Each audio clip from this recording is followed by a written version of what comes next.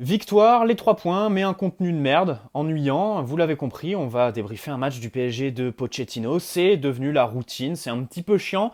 C'est toujours les mêmes problèmes, c'est toujours les mêmes enjeux, c'est toujours les mêmes non-progressions, bien évidemment. C'est toujours la même suffisance. Et c'est toujours le même qui fait nos scores. Kylian Mbappé, bien évidemment. Plus il marque, plus je le pleure d'avance de son départ, évidemment. Plus que probable pour le Real Madrid la saison prochaine. Mais en même temps, quand tu vois ce que devient le Real Madrid et quand tu vois ce qu'est le PSG, tu peux que comprendre le choix de Kylian Mbappé, qui serait évidemment de partir. C'est la tendance aujourd'hui. Bref, on va pas rentrer en pleine dépression. Salut à tous, j'espère que vous allez bien, c'est Romain et on se retrouve pour débriefer cette victoire 2-0 au Parc des Princes. C'était le dernier match de l'année civile à la maison, dans une ambiance un petit peu monotone, sans être méchant, un petit peu tout le monde avec ses téléphones. On se serait cru au zoo et évidemment, on se rend compte du manque que quand ils partent, les fameux ultras qui étaient privés de match ce soir. Bref, la composition en soi, on va pas s'arrêter dessus. Je pense qu'avec le groupe que Pochettino avait à disposition, c'était la meilleure. Sur le papier, j'aimais bien d'abord Verratti en sentinelle, ensuite Idrissa Gueye en tant que relayeur et aussi relais entre Verratti et Wijnaldum qui était un petit peu plus haut. On a revu un petit peu les mêmes principes, si on peut appeler ça des principes, que en milieu de semaine contre Bruges. Et ça fait plaisir d'instaurer un petit peu de continuité. Abdou Diallo en défense centrale, 10 minutes, et puis plus rien. 10 minutes, un penalty, je pense qui est plus que justifié, indiscutable complètement. Hein, voilà, Sidibé qui met le pied sur Di Maria. C'est à peu près la seule fois du match où Di Maria a été décisif. Penalty transformé par Kylian Mbappé, qui au passage s'est permis de faire un petit message aux ultras de Monaco qui étaient en parquage visiteur. On les entendait mieux dans le Parc des Princes que chez eux à Louis II. Bref, ouverture du score. Un début de match quand même, je pense que les 10 minutes, si tu les regardes, tu t'ennuies pas. Si tu reprends le replay, il y avait du mouvement, il y avait de l'envie, il y avait de la justesse technique. Alors évidemment, la métaphore parfaite, c'est Kylian Mbappé. Voilà, en termes de justesse technique, il était très très bon en début de match. Il y avait des déplacements surtout. Beaucoup de mouvements. Quand le porteur avait le ballon, ça proposait, ça essayait voilà, de s'interchanger, d'aspirer les défenseurs. Achraf Hakimi, comme d'habitude, il donne le ballon dans l'axe, il fait son appel sur la largeur et dans la profondeur très rapidement. Bref, très bon Achraf Hakimi dans ce registre-là. Mais le problème, c'est que c'est pas son registre. Le problème, c'est que Di Maria lui fait jamais la passe. Le problème, c'est qu'il joue arrière droit et pas piston droit. Bernat, alors, évidemment, il sort. Donc, Kerrer, ça change quelque chose. Bernat qui a réussi à bien se connecter avec Kylian Mbappé. Encore une fois, on a retrouvé son espèce de lucidité dans le dernier tiers du terrain. C'est ça que j'aime vraiment bien chez lui. C'est qu'il apporte offensivement, mais une fois qu'il est là-haut, il n'est pas cramé. Et il n'est pas, voilà, il n'a pas les yeux qui louchent et il arrive à faire voilà, de bonnes passes, un bon dernier geste, notamment ce centre. Alors sur Wijnaldum qui loupe, c'est vrai que Wijnaldum, ce rôle-là, je pense que c'est le rôle qui lui convient le mieux dans ce PSG-là dans la mesure où il fait les appels voilà, pour aspirer les défenseurs, pour créer de l'espace. C'est vraiment bien, hein. Que ce soit quand Messi repique dans l'axe, quand Messi part plein axe, quand Kylian Mbappé part de l'extérieur vers l'intérieur, Di Maria pareil, vraiment, il leur crée beaucoup d'espace pour le porteur et pour ceux qui daignent proposer, évidemment. Encore faut-il avoir des attaquants qui bougent quand le porteur a le ballon. Wijnaldum, c'est un petit peu le seul qui bougeait ce soir. Di Maria, c'était plus sans ballon qui bougeait. Mais techniquement, tu peux pas lui demander grand-chose, quoi. Encore pire dans le dernier tiers du terrain. Alors cette occasion qu'il loupe, c'est la métaphore parfaite. Mais même voilà, les passes, c'est difficile de se mettre dans le même tempo. Et c'est encore plus difficile que tu joues avec Messi, Kylian Mbappé, des mecs dont l'exécution technique, c'est là-haut, quoi. C'est du high level, quoi.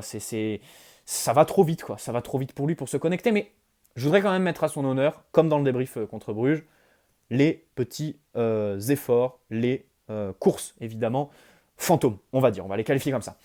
Di Maria, écoutez, il a fait les efforts, je trouve, notamment en première mi-temps. Mais il cherche trop Messi, frère. Faut arrêter à un moment donné. Faut arrêter de nous saouler avec ton Messi. On a compris que tu l'aimes, mais à un moment donné, ça nuit à Achraf Hakimi et ça nuit même à ton jeu à toi. Ça nuit même à ton jeu à toi. Di Maria, écoutez, je me pose la question de la prolongation. Oui, évidemment, c'est le joueur le plus régulier du PSG en Ligue des Champions sous QSI. C'est celui qui a le plus de références. C'est un, oui, des plus réguliers sur les dernières saisons. Quoique, depuis la saison dernière, C'est plus trop ça. Je pense qu'il faudrait ouvrir son débat. Mais voilà. Di Maria, bon, je me dis, ok, Mbappé risque de partir cet été, donc la prolongation, cas échéant, serait plutôt justifiée. Mais il va sérieusement falloir penser à le remplacer, et surtout par un attaquant qui t'apporte de la vivacité devant, quoi. Parce que là, pour l'instant, le seul, c'est Mbappé. Sinon, mais le PSG sans Mbappé, déjà, bon, il n'y a pas les résultats qu'on a, déjà. Et ensuite, mais tu te fais chier dans le jeu, quoi. C'est à mourir. C'est à mourir. Messi marche. Alors, le quotidien des Parisiens, depuis que Messi a signé, depuis qu'il a commencé en septembre, c'est se taper 90 minutes de l'horrible PSG de Pochettino, se faire chier pendant 1 heure et demie tous les 3 jours, pour ensuite se faire insulter par les léosexuels qui regardent que les résumés et qui nous disent que Messi est bon. Ah, la réalité, les gars, c'est que déjà, ses débuts de match, la première demi-heure, il perd quasi tous ses ballons. Le mec, heureusement qu'il n'est pas allé en première ligue, sinon, mais il aurait valdingué. Là, il se fait foudroyer en 1 contre 1. Il y a même des moments où il va même pas au duel. Il y a même des moments où, voilà, il se dit, bah, de toute façon, ça sert à rien. Dans tous les cas, à chaque fois que je vais à l'épaule contre épaule, je valse. Donc pourquoi y aller? Et il y va même plus. Il a compris. Alors, c'est là qu'on voit qu'il commence à s'adapter à la Ligue 1. Il y a des fois, il va même plus au duel. Après, il fait la passe décisive. Il crée aussi beaucoup d'occasions. Ça reste Lionel Messi, bien évidemment. Toutes ces critiques, elles sont liées à l'exigence. C'est plus de l'exigence, de l'ultra-exigence, et je pense qu'il devrait aussi l'être envers lui-même, que des critiques, évidemment. Il faut le prendre comme ça. Donc voilà le quotidien des supporters parisiens. Et ce soir, ce qui est regrettable, c'est que, comme je disais, dans les 10 premières minutes, il y a des intentions. Et pourquoi, une fois que tu marques, tu arrêtes? Vous n'allez pas me dire que le plan de jeu du PSG, c'est marquer et ensuite se recroqueviller pour préserver le score. Déjà que quand on n'a pas le ballon, quand l'adversaire relance, on ressemble étrangement aux équipes de Ligue 1 du milieu et bas de tableau qui viennent chez nous, à savoir on presse rien, on les attend avec 2 lignes et personne qui va presser. À la limite, Idrissa Gueye qui va au 1 contre 1 presser, mais en fait, il s'avère que c'est assez inutile parce que personne ne le suit. Un pressing, c'est quelque chose. Pressing et harmonie vont ensemble en fait. Tu peux pas les dissocier les deux. Tu peux pas dissocier le pressing de l'harmonie entre les joueurs, évidemment, le collectif. Donc ça, c'est compliqué. Et ensuite, quand tu mènes, mais ne venez pas me parler de plan de jeu. Ne venez pas me parler que ce soit assumé. Ne venez pas me dire que c'est voulu et encore moins que c'est assumé de subir comme ça. La première mi-temps, mais qu'est-ce qu'on se fait chier, quoi? Qu'est-ce qu'on s'embête à les regarder? Et il y a l'éclair de Kylian Mbappé sur la passe de Lionel Messi. Super, 2-0, ça fait plaisir. Et d'ailleurs, là, il y a ambiguïté ce soir, parce que Rennes, c'est l'exemple parfait. On perd 2-0. But avant de rentrer au vestiaire et but en sortant. Bref, les deux pires timings pour nous encaisser des buts. Mais avant cela, il y a le coup franc de Messi sur la barre. Il y a les occasions de Kylian Mbappé qui sont au nombre de 2 ou 3 occasions immanquables qu'il réussit à manquer. Neymar aussi, tu vois ce que je veux dire? Et nos attaquants nous vendent.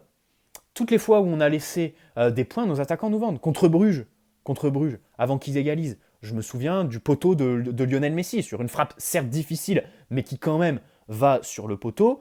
Contre les équipes, voilà, quand on perd des points, nos attaquants nous vendaient jusque-là en première mi-temps, et ça changeait toute la lecture du match. C'est pour ça qu'on était beaucoup plus dur avec Pochettino et l'équipe. Mais là, ce soir, bah, la tendance, elle s'est inversée. C'est ça la seule originalité du match de ce soir, en fait. C'est qu'à la mi-temps, on est rentré tranquille. Après, la deuxième mi-temps, je vous avouerai, déjà, à partir de la 75e, j'ai lâché. J'ai lâché, une des rares fois où j'ai été sur mon téléphone en plein match du PSG. Mais l'ascenseur émotionnel entre le Grand Prix de cet après-midi et le PSG de Pochettino, il fallait bien se mouiller la nuque avant de y passer, hein. Mais bon, on gagne, il y a les 3 points, ça fait plaisir, disons que c'est l'essentiel, il n'y a pas la manière comme d'habitude, mais c'est comme ça. Au niveau des performances individuelles, Verratti, je l'ai trouvé étrangement pas juste en fait. Il perdait trop de ballons, il a perdu trop de ballons, ça se ressent bien évidemment. Quand il recevait la balle, j'avais l'impression qu'il n'avait pas la même activité sensorielle que d'habitude. C'est-à-dire qu'à chaque fois, il lève la tête, il regarde partout. Mais ça, c'est la plus grande faculté de Marco Verratti. Arsène Wenger, il en parlait dans une conférence que vous devez sûrement connaître, parce que même en université, les gens l'étudient. Et il disait que la différence entre un joueur, disons lambda, et un joueur de classe mondiale, vraiment le gratin, c'est le nombre de fois où il scanne le terrain avant de recevoir le ballon. Ça, c'est vraiment la grosse force de Verratti. Il scanne avant et après. Il regarde tout le temps le terrain. C'est pour ça qu'il a autant de justesse technique. C'est pas que dans les pieds. Ça se joue aussi là-haut. Et ce soir, c'est un petit peu ce que j'ai identifié. J'ai trouvé que, pas qu'il s'en fichait, ce serait caricaturé, mais il levait pas trop la tête, il scannait pas le terrain, il cherchait pas à savoir qui était où. Je sais pas si j'ai réussi à me faire comprendre, mais voilà. Bon, il y a eu évidemment hein, quelques actions Marco Verratti, hein, comme avec la roulette de Di Maria, mais c'est ce genre de joueur, évidemment, que sur un match, ça te sort un geste, t'en fais une compile et hop, voilà, ça te fait un résumé extraordinaire, parce que techniquement, ils sont capables de tout. Mais sur toute la durée du match, j'ai trouvé Verratti globalement mauvais. C'est assez anormal pour que ce soit signalé. Gay, écoutez, Gay, je sais pas trop quoi en penser. D'habitude, je trouvais que il était vraiment important. Là, ce soir, son match n'est pas mauvais, hein, mais il est pas bon non plus pour moi. Abdou Diallo, pourquoi il le met latéral gauche, quoi, quand il fait rentrer Kerrer? Pourquoi? Alors, il y a le débat du droitier, du gaucher. Bah, franchement, Abdou Diallo dans l'axe, c'est un régal, quoi. Déjà, contre Bruges, il fait un super match. Ce soir, dans l'axe, il est vraiment trop bon, quoi. Le mec, il est super précis dans ses passes à la relance, passe verticale, passe en mode transversal pour aller chercher à l'opposé, pour chercher entre les lignes, passe appuyé pour Juan Bernat, il fait bien progresser le ballon, il lève tout le temps la tête, il est très appliqué, il a une bonne justesse technique, en plus défensivement, il prend des risques, il arrive à avoir le bon timing pour sortir de l'alignement. Et ça, c'est quelque chose qui m'a fait tilter. Je me suis dit, mais ça, Kimpembe, il devrait s'inspirer d'Abdou Diallo. Kimpembe, quand il sort de l'alignement, il y va comme un gogol, quoi. Alors, le but contre Lyon qu'on prend de Paqueta, il suit Slimani comme un bleu, et au final, on se retrouve avec un alignement à 3 défenseurs qui se fait trouer par Paqueta et par le centreur. Là, ce soir, Abdou Diallo, j'ai trouvé qu'il a bien géré les décrochages. Voilà, face à un 4-2-3-1, je trouve que c'était plutôt pas mal fait de la part d'Abdou Diallo. Et puis après, bon, dans les interventions défensives en tant que telles, j'ai trouvé assez bon. Après, quand tu sens qu'il a beaucoup moins de repères au poste de latéral gauche, il essayait de faire ce qu'il fait en tant que central au poste de latéral gauche. Forcément, ça n'allait pas marcher. Après, Kerrer rentre, bon, euh, c'est pareil en fait. Il y a une place pour deux, quoi. Les deux sont bons, mais que quand ils sont défenseurs centraux. Ils ont fait tous les deux en ce début de saison, ils ont des références à leur poste de prédilection, pas au poste de latéral gauche. Ce soir, je trouve un petit peu dommage que ce soit Diallo qui paye un petit peu les frais de l'entrée de Thilo Kehrer. Mais voilà, globalement, pour ce match, Kylian Mbappé, on ne cessera de faire ton éloge, quoi. Je comprends toujours pas pourquoi il est 9e au Ballon d'Or, comme je comprends toujours pas pourquoi les votes du Ballon d'Or s'arrêtent fin octobre, comme si une année civile durait 10 mois. Voilà, voilà. Bon, écoutez, j'espère que ce débrief vous a plu. J'espère que j'ai pas été trop dur avec eux. Mais ce soir, voilà, je me suis tellement ennuyé que ça m'a saoulé. J'avais envie de faire un débrief un petit peu coup de gueule, un petit peu où voilà, tu pousses un petit peu au niveau caricature, hyperbole et tout ça. Donc voilà. On va se donner rendez-vous le 19 décembre à Valenciennes contre une N3 en Coupe de France. Alors Messi qui joue mal quand il fait froid, là je pense que ça va être poussé à son paroxysme s'il est sur le terrain. On espère évidemment voir des jeunes et puis après on croisera les doigts lors du multiplex du 22 décembre pour que sans Kylian Mbappé on réussisse à s'en sortir, quoi. Parce que là c'est très très compliqué. Dites-vous qu'au Parc des Princes ce soir, le seul qui était capable d'apporter un petit peu s'il rentrait sur le terrain en attaque, c'était Néné, qui était en tribune, hein. Alors, en aucun cas Icardi qui est sur le banc. Allez, j'espère que ce débrief vous aura plu. Et puis on espère que le PSG va vraiment prendre conscience qu'il faut travailler beaucoup, beaucoup, beaucoup, beaucoup. Et qu'il faut arrêter avec cette prétention tout simplement. Pour moi, il n'y a même pas d'analyse. Tu peux même pas essayer de faire passer ça pour un plan de jeu. Et tu peux encore moins essayer de les défendre. Parce que pour moi, c'est juste prétentieux et irrespectueux, tout simplement. Allez, bonne soirée à tous, à la Team Notif, et puis bonne semaine à ceux qui regarderont la vidéo demain. Ciao les amis.